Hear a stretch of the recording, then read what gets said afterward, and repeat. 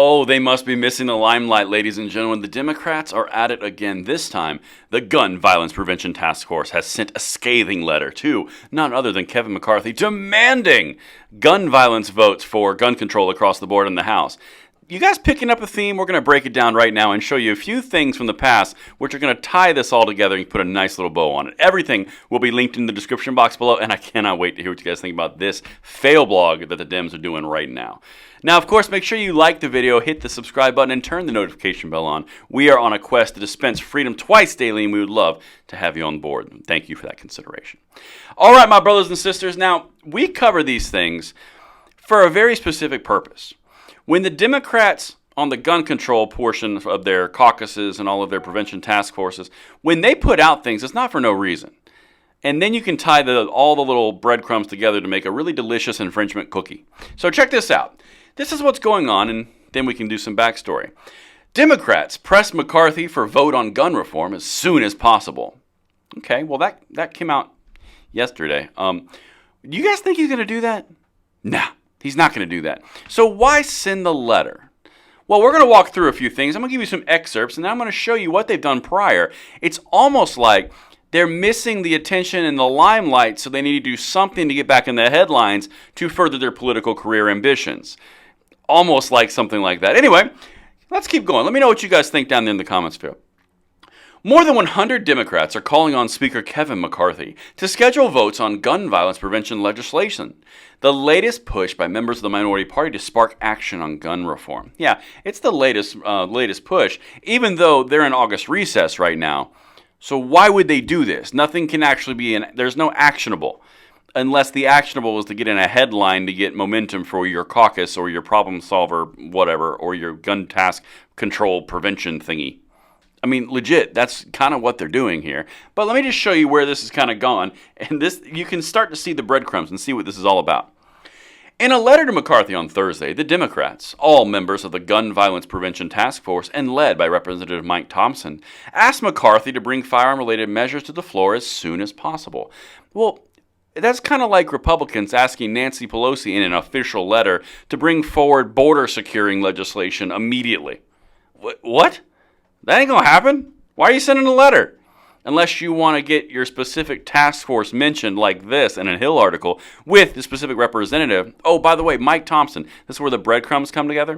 Do you remember about 2, 3, 4 weeks ago, we talked about the Democrats from the Black Caucus saying that they needed more representation on the Gun Violence Prevention Task Force, and it wasn't being effective, and it was Mike Thompson's the chair. You remember all that?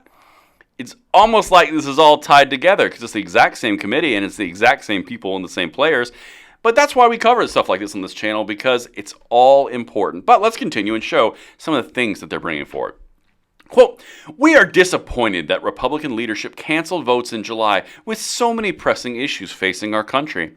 Foremost among those is a gun violence crisis that is the leading cause of death for children in America," the lawmakers wrote in a letter first reported by The Hill, even though that is a completely refuted and provable falsehood around children being the most victimized by gun violence in America. It's not. It's minors and adolescents, which kind of undermines the gun control point of the fact that if you're under 21, you can't get a gun. Well, it's 17, 18, 19-year-old. That's the source of all the homicide. But they can't talk about that, so awkward. So anyway, that's a lie. Quote, "As the members of the Gun Violence Prevention Task Force, we call on you to schedule votes on gun violence prevention legislation as soon as possible this year," they continued. "We also have a new standing request that should the vote schedule fall apart again, you would fill that time to vote on life-saving gun violence prevention legislation instead of canceling votes altogether." So if you guys can't get along and there's no votes, make sure you just fill that time with gun control. What? That's not going to happen. McCarthy's already dealing with the fact that he has one vote for a vote of no confidence to drop and he can't be the speaker anymore. You think he's going to schedule gun violence prevention, or in other words, gun control? Not likely, boo. But let's continue. Got some more of this good stuff.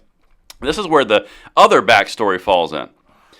The push from members of the Gun Violence Prevention Task Force to set a vote on legislation comes after a previous effort by Democrats to force action on firearms in the GOP majority chamber fizzled. Remember that? That was the discharge petition where they couldn't even get Democrats and Republicans to sign on to it.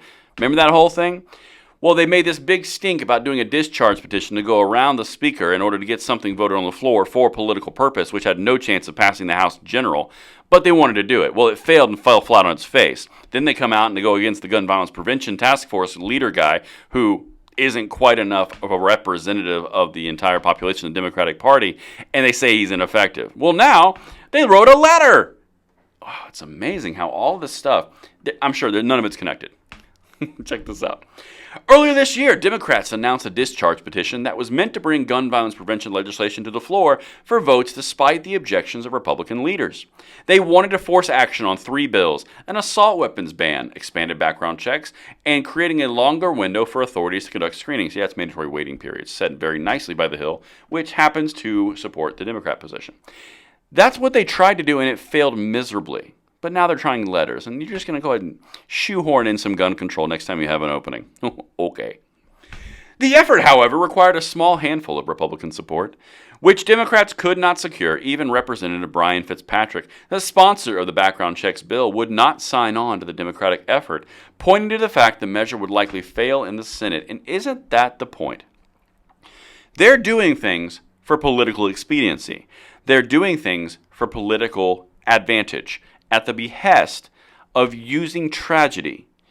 They're getting smoked left and right in the House, so now they're sending letters. Anything that they can do to get attention on them, to further their political ambitions, is what this is about. That's why I'm doing this content. Everything that you can see that we've covered in this exact same realm has pointed in the same direction. This is about the gun controllers in the Democratic Party getting attention for themselves, not about what they claim it is of common sense gun safety reform. These people are manipulating our rights and utilizing our rights and infringing upon our rights to further their own careers. That's what we're looking at, and that's why I'm showing it to you. Let me know what you guys think in the comments below, and I will see you on the next one. I'm Braden. See you later.